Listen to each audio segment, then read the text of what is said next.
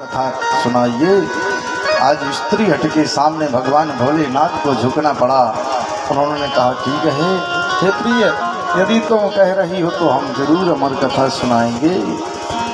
पार्वती जी को कहाँ ले गए? कैलाश पर्वत के सबसे अंतिम छोर, मान सरोवर के भी ऊपर, जहाँ कोई नहीं पहुँच पाता, जहाँ कोई नहीं जाता है, वहाँ पार्वती जी को लेकर के गई। निर्जन सुनसान एकांत स्थान पर लेकर के गए।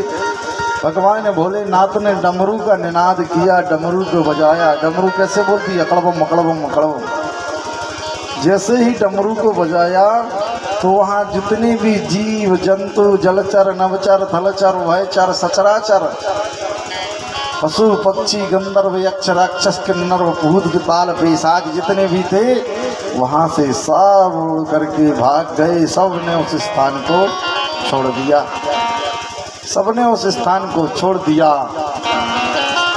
भगवान भोलेनाथ ने कहा हे प्रिय, मैं अमर कथा कह रहा हूँ, लेकिन अमर कथा सुनने के कुछ नियम हैं, कुछ शर्तें रहेंगी। पार्वती जी ने कहा ठीक है, अहो प्रभु बताओ क्या शर्तें रहेंगी। शिव जी ने कहा हे प्रिय, मैं अमर कथा कहूँगा तो आपको ओम ओम ओम बोलना पड़ेगा, होंका देना पड़ेगा। अपनी भाषा में क्या देना पड़ेगा? होंका। होंका में चूंका नहीं लगना चाहिए, आपको ओम ओम बोलना पड़ेगा। पार्वती जी ने कहा ठीक है। ओम का अर्थ क्या होता है? हम कोई भी वेद, साहित्य, पुराण, आरती, प्रवचन का गायन कर रहे तो ओम पहले बोलते हैं।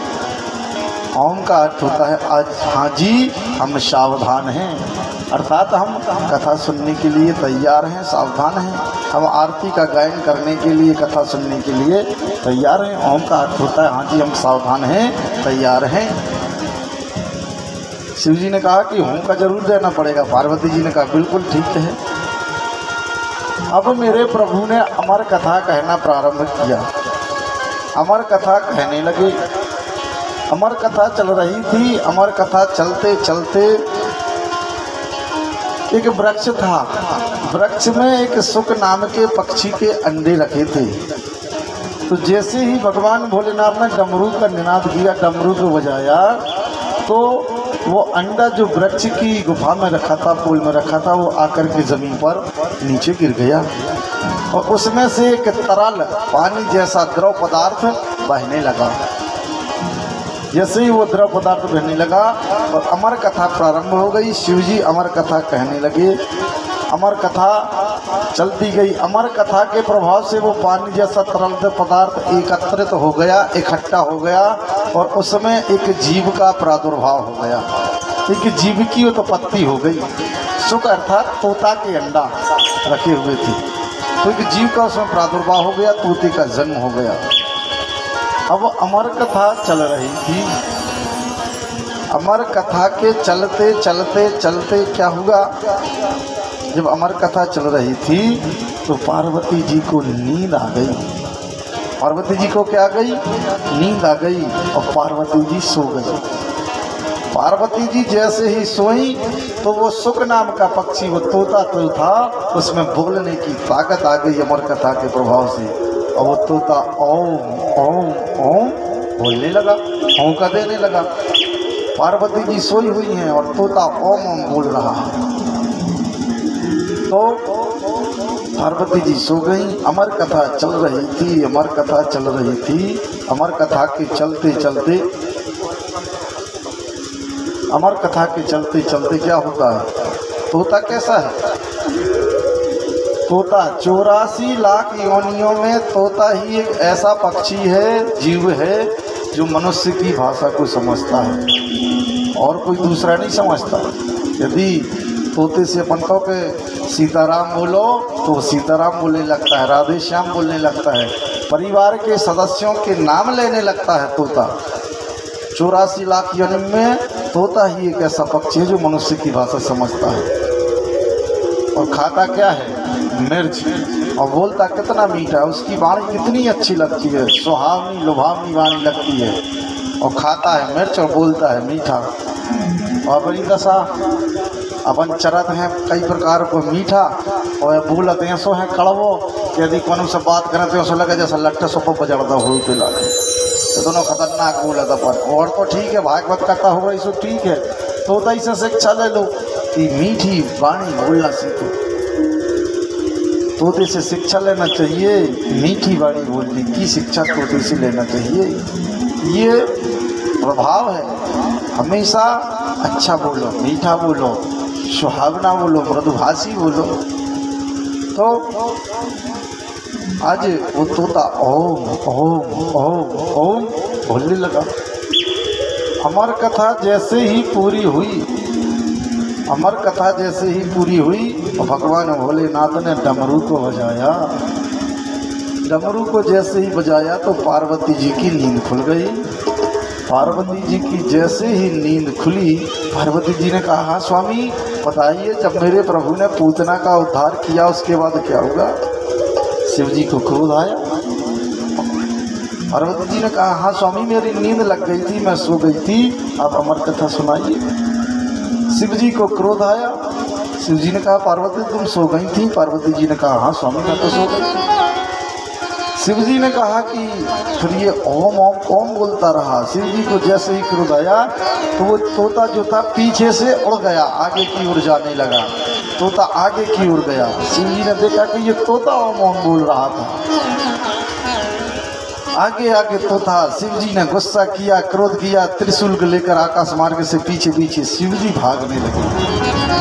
आगे आगे तोता जा रहा, पीछे पीछे शिव जी जा रहे हैं, गुस्सा कर रहे हैं, क्रोध कर रहे हैं। आज तीनों लोगों का स्वामी एक तोते के पीछे भाग रहा है। शिव जी ने क्रोध किया, बनावटी क्रोध। कैसा क्रोध किया? बनावटी क्रोध, वास्तविक क्रोध नहीं किया, बनावटी क्रोध किया। बनावटी क्रोध कैसा होता है? जैसा एक सास जो है वो अपनी बहू के ऊपर क्रोध करती है, वो बनावटी क्रोध करती है, वास्तविक क्रोध नहीं करती। अरे इससे रोटी अच्छी नहीं बनती, इसने साग में नमक तेज कर दिया है, इसने अच्छी रोटी नहीं बनाई है, ऐसा है वैसा है। ये बताइए, जिस माँ ने अपने पुत्र के विवाह पर लाखों रुपए खर्च किए, जिस बहू को लाने के लिए लाखों रुपए खर्च जिस माँ ने किए हैं, वो उस बहू के ऊपर क्रोध कर सकती है? कभी नहीं कर सकती। लेकिन बनावटी क्रोध जरूर करेगी। क्यों?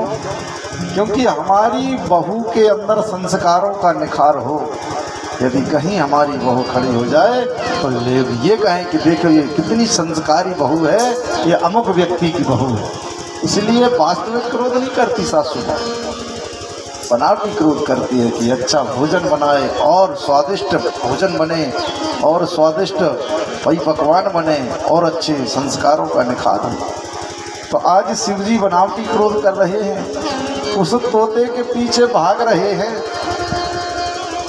तोता आगे की ओर जा रहा है। तोता जैसे ही आगे की ओर पहुंचा तो कैलाश पर्वत के नीचे बद्रिकाश्रम के पास परम सम्माननीय हमारे आदरणीय वेद व्यास जी की कुटिया बनी थी।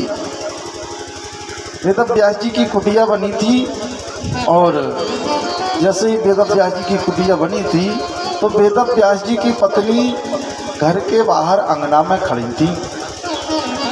घर के बाहर अंगना में खड़ी थी। तोता आगे की ओर गया। उस समय वेद व्यास जी की पत्नी के लिए क्या आई? उंगासी आई, जमुआई आई और उन्होंने अपने मुख को खोला। जैसे ही उंगासी जमुआई आई, मुख खुला, वो तोता गया और वेद व्यास जी की पत्नी के मुख में प्रवेश कर गया और गर्भ में पहुंच गया। पीछे से शिव जी पहुंचे।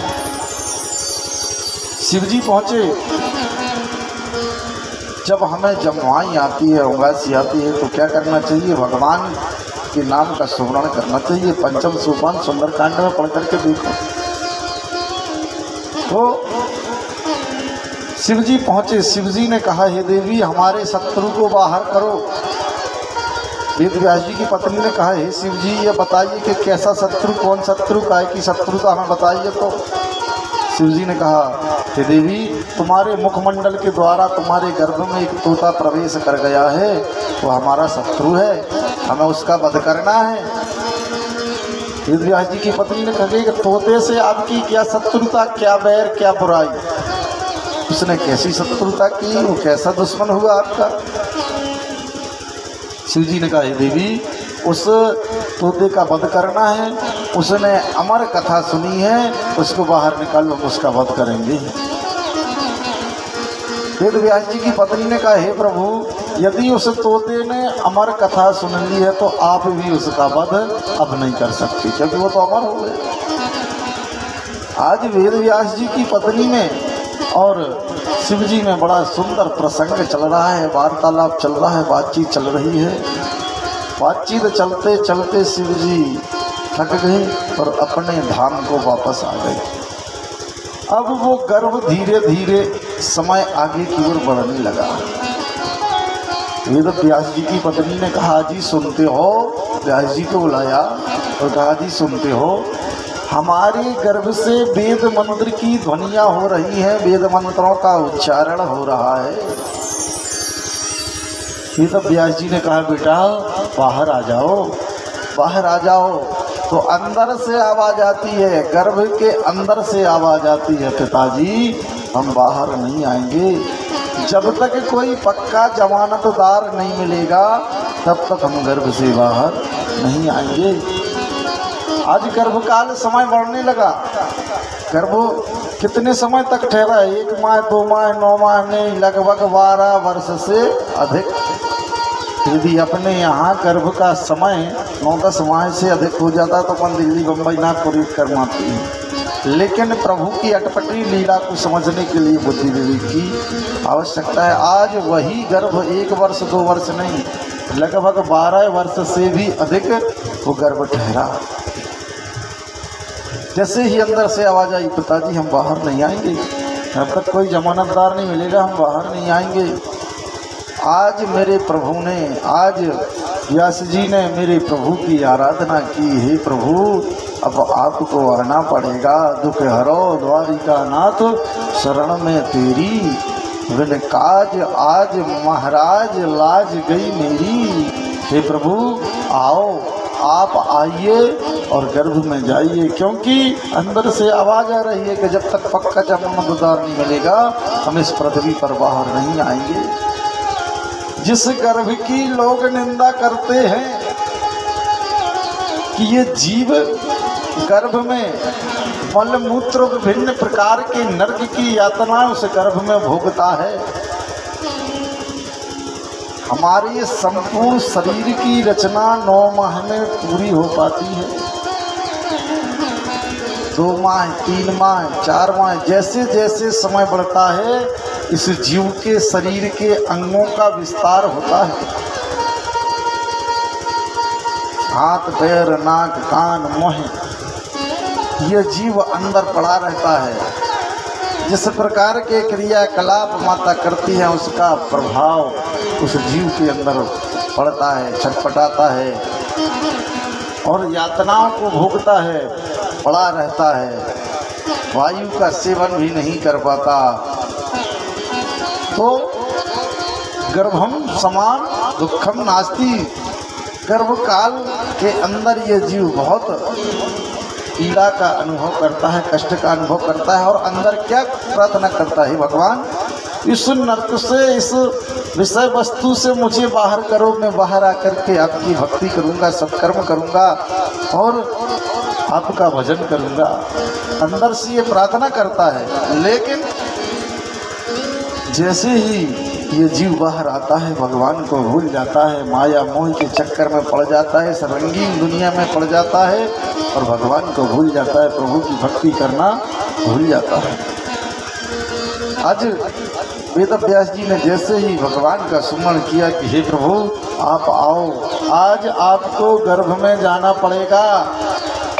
आज जैसे ही प्रभु को याद किया, मेरे प्रभु नारायण, मेरे चक्र सुदर्शनधारी भगवान गर्भ में प्रवेश कर गए और उस गर्भस्थ बालक को दर्शन दिया। जैसे ही उस गर्भस्थ शिशु के लिए दर्शन दिया, दर्शन हो गए, भगवान अंतर ध्यान हो गए। जैसे ही भगवान अंतर ध्यान हुए, समय काल की प्रसूत प्रवेक प्रवायु से एक बालक का प्रादुर्भाव हो गया। बालक ने जन्म लिया और जन्म लेते ही नाल को नहीं कटवाया। सूतक कब लगता है? जब नाल काटी जाती है। तो नाल को अपने कमर में लपेट करके और वो बालक आगे की ओर बढ़ने लगा, आगे की ओर जाने लगा। चारों ओर निहार रहा है कि जिस प्रभु ने, जिस नारायण ने मुझे गर्भ में दर्शन दिए थे वो कहाँ है। सुखदेव जी का जन्म हो गया। बोलिए सुखदेव जी महाराज की जय हो।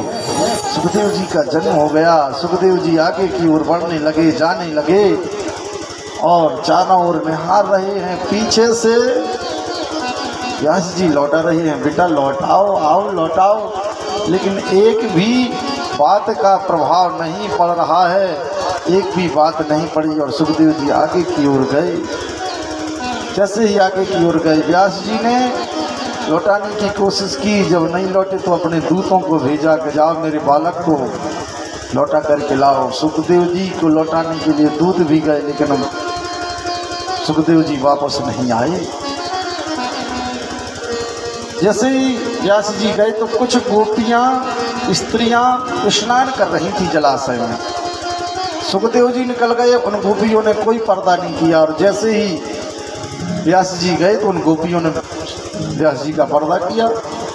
व्यास जी ने कहा, अरे गोपियों, अरे सखियों, हमारे यहाँ से 16 वर्षीय पुत्र निकल गया। तुम लोगों ने कोई पर्दा, कोई लाज, कोई मर्यादा नहीं की। लेकिन मैं बुढ़ा, मैं वृद्ध व्यक्ति यहाँ से निकला तो तुम हमारी मर्यादा कर रही हो। उन गोपियों ने सुंदर जवाब दिया कि हे व्यास जी, आपके 16 वर्षीय पुत्र को तो इस संसार का कोई ज्ञान ही नहीं है, कोई मतलब नहीं है। क्या सही है, क्या गलत है, क्या लाभ है, क्या कहानी है, क्या जीवन है, क्या मरण है, क्या सत्य है, क्या असत्य है। उसे तो इस रंगीन संसार से कोई मतलब ही नहीं है। तो ऐसे व्यक्ति को क्या पर्दा करना, वो तो स्वयं प्रभु की भक्ति में लीन है। व्यास जी वापस आ गए। सुखदेव जी आगे की ओर बढ़ गए। सुखदेव जी आगे की ओर पहुँचे, आगे की ओर चलते गए।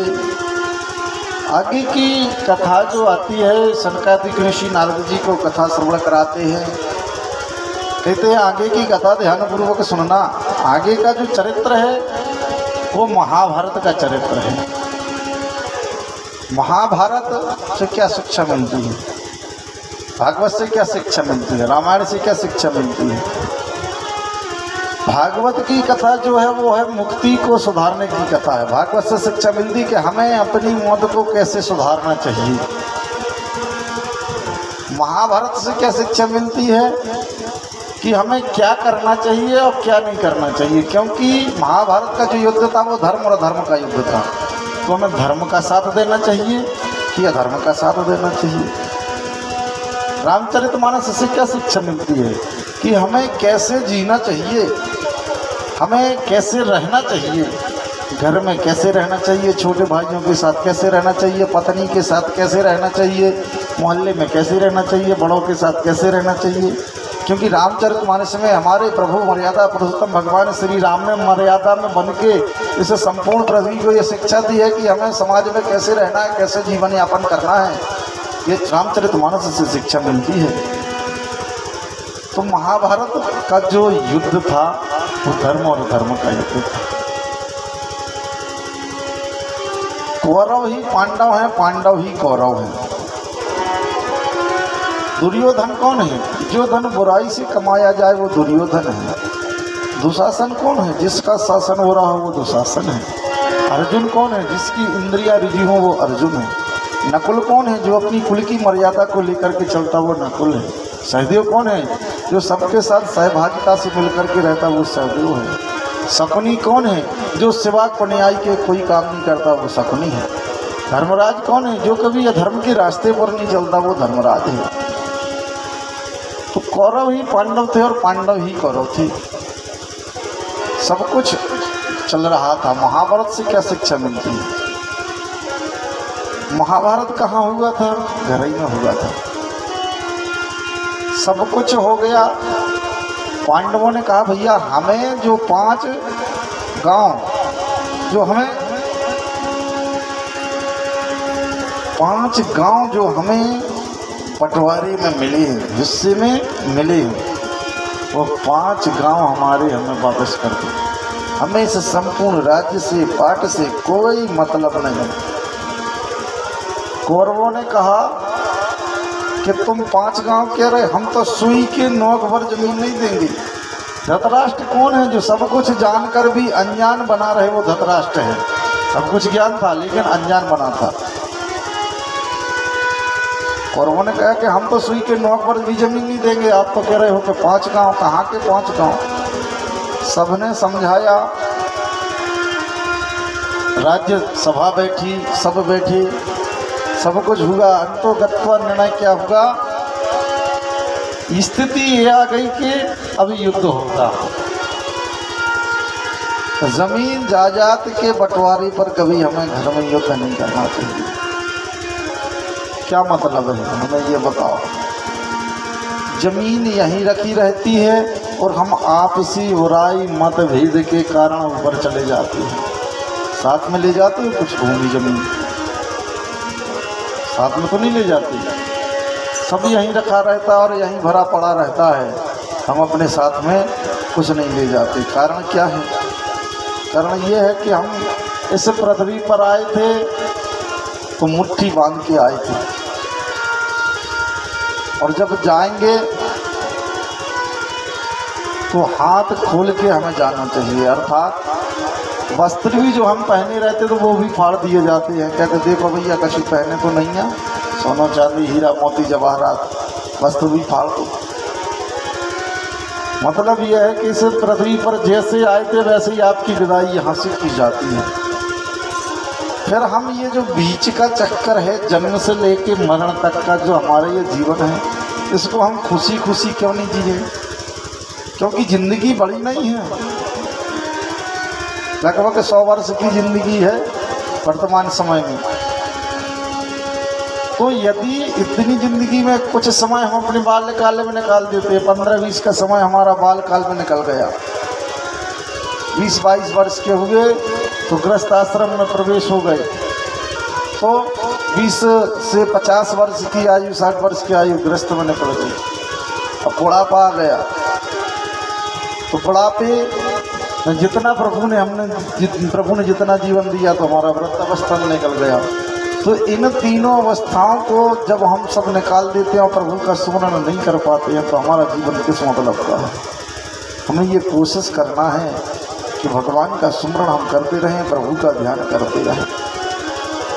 जमीन जायदाद के ऊपर से हमें कोई लड़ाई झगड़े कभी नहीं करना चाहिए। कोई मतलब नहीं है, कोई सार नहीं है। आज देखते हैं जगह जगह भाई भाई का दुश्मन बना हुआ है। खेती किसानी, प्रॉपर्टी, घर मकान दुकान, ट्रैक्टर ट्राला, हाईवा, सोना चांदी हीरा मोती जवाहरात, सुख शांति ही सब कुछ है। सुकून की 2 रोटी यदि आप शाम को दिन भर काम करके आए और शाम को अपनी पत्नी के साथ बैठकर बच्चों के साथ आनंदित होकर के आपने भोजन किया, मतलब इस संसार के सबसे बड़े आदमी आप हो। इस संसार का सबसे बड़ा व्यक्ति कौन है? जिसको समय पे भूख लगती है और जिसको समय पे नींद आती है। इस संसार का सबसे अरबपति और खरबपति व्यक्ति वो है। मान लो तुम्हारे तो रुपया पैसा है, भूख ही नहीं लग रही, बीमारी हो गई, शक्कर की बीमारी हो गई, शुगर हो गई, तो चाय पी रहे, कहीं हम आलू नहीं खा सकत, हम मठा नहीं खा सकत, खटाई नहीं खा सकत, और धरो सब है, तो काहे के बड़े आदमी। तो पंडित जी नींद ही नहीं लग रही है, नींद की गोली खा रहे हैं, सोवे की गोली खा रहे हैं, तो भाई के पैसे धरो कि नींद नहीं लग रही है। हिसाब किताब रात में सोच में सपने में हिसाब लग रहा हूँ कि हमारे 4 हाई बाव रेता भर भी गए हैं, 300 एकड़ जमीन हमारी बाडरी है, और 2 हमारे पथरिया में भी भवन मकान डरे छूटे बनवाने हैं, और ठेकेदारी चल रही है। तो कोई गुनता ना में लगे, नींद नहीं लग रही, गोली खा रहे। क्या मतलब की ज़िंदगी? काय के लिए इतना सब कुछ? हमें कितना कमाना है कि हमारे घर कोई अतिथि आ जाए, हम उसका स्वागत सत्कार कर सकें और हम स्वयं अब सुकून से भोजन कर सकें। इतना तो है ही खेल, बाकी का नहीं है। फिर तो जो प्राप्त है वो पर्याप्त है। संतुष्टि सदा सुखी। यदि ये सूत्र लगा लिया तो आप सब कुछ हो। और यदि तृष्णा है, लोभ है, यदि आपके अंदर लोभ है कि अरे हमारी 4 चक्कों की गाड़ी हो जाती, फिर 8 चक्कों की हो जाती, अच्छा हमारा AC वाला मकान बन जातो, अच्छा 6 मंजिला मकान बन जातो, और हमारे घर में यदि 4 जन तो सब जने अलग अलग गाड़ी हो जाती, बाल बच्चे हमारे दिल्ली के स्कूल में पढ़ते, उसके बाद भी आदमी को कमी बनी रहती है। नहीं, ईश्वर ने हमारे कर्म के अनुसार जितनी संपत्ति हमको दी है उसी में संतुष्ट होकर के जीना सीखो। यदि आपने इस प्रकार का सूत्र लगा लिया तो आप सबसे अमीर व्यक्ति हो। महाभारत हुआ, सबने समझाया, कोई निर्णय नहीं निकला, अंतोगत क्या स्थिति आ गई कि महाभारत होना निश्चित हो गया। युद्ध की स्थिति निर्मित हो गई। जैसे ही युद्ध की स्थिति निर्मित हो गई, युद्ध प्रारंभ हो गया। युद्ध जब प्रारंभ हुआ तो युद्ध के कुछ नियम बनाए गए। युद्ध के नियम क्या थे? महाभारत युद्ध के कि प्रातःकालीन वेला होती थी, शंख की ध्वनि होती थी, युद्ध प्रारंभ होता था। सायंकालीन वेला में शंख की ध्वनि होती थी, युद्ध समाप्त हो जाता है। तो घुड़सवार सैनिक घुड़सवार से युद्ध करते थे, रथ पर सवार मंत्री रथ पर सवार से युद्ध करती थी। निहत्थे के ऊपर कभी वार नहीं किया जाता था। ये युद्ध के नियम थे महाभारत के। जब ये नियम थे, युद्ध प्रारंभ हो गया, महाभारत का युद्ध प्रारंभ हुआ। जैसे ही युद्ध प्रारंभ हुआ और युद्ध चल रहा था, तो युद्ध में जैसे ही अर्जुन पहुंचे तो सामने द्रोणाचार्य, भीष्म, पितामह, कौरव और संपूर्ण लोग खड़े थे। अर्जुन ने कहा, उस समय मेरे प्रभु अर्जुन के सारथी बने। रथ को कौन हाँक रहे थे? मेरे नारायण। हमारी भक्ति इतनी अटल होना चाहिए कि मेरे रथ के सारथी प्रभु द्वारकाधीश को स्वयं बनना पड़े। हमें ऐसी भक्ति करना है। अर्जुन ने कहा, हम शस्त्र नहीं उठाएंगे, हम किन्हें मारें? ये हमारे गुरु द्रोणाचार्य हैं, ये हमारे पितामह हैं, ये हमारे चाचा बड़े भाई के लड़के, हम किन्हें मारें? हम नहीं शस्त्र उठाएंगे, हम युद्ध नहीं करेंगे। तब प्रभु ने सोचा कि गड़बड़ हो जाएगा। तब मेरे द्वारकाधीश ने विशाल स्वरूप बनाया और अर्जुन के लिए गीता का ज्ञान दिया, अर्जुन के लिए समझाया कि अर्जुन, तुम जिन्हें ये कह रहे हो हमारे भाई है, पितामह, ये कुछ नहीं है, ये तो माटी के पुतले हैं, ये बहुत खड़े हैं तुम्हारे सामने। आत्मा जो है वो अमर है। नैनम छिन्दन्ति शास्त्राणि नैनम दहति पाविका। आत्मा जो है वो अमर है। आत्मा को ना कोई शस्त्र काट सकता है, ना जल गीला कर सकता है, ना वायु सुखा सकती है। इसलिए अर्जुन, तुम शस्त्र उठाओ और युद्ध प्रारंभ करो। जब संपूर्ण गीता का ज्ञान अर्जुन के लिए प्रभु ने निर्विकार कर दिया, अर्जुन की समझ में जब आ गया, तब अर्जुन ने शस्त्र उठाया और युद्ध प्रारंभ हो गया। युद्ध चल रहा था, युद्ध चल रहा था। युद्ध के चलते चलते क्या होता है? युद्ध जैसे ही चल रहा था, युद्ध के चलते चलते महाराज भीमसेन ने दुर्योधन की जंघा पर प्रहार किया। दुर्योधन की जंघा टूट गई। दुर्योधन अपनी मौत को पुकार रहा है। इतने में दुर्योधन का मित्र अश्वत्थामा आया। अश्वत्थामा ने कहा, मित्र, तुम्हारी ये स्थिति, ये दुर्गति किसने की जो तुम अपनी मौत को पुकार रहे हो?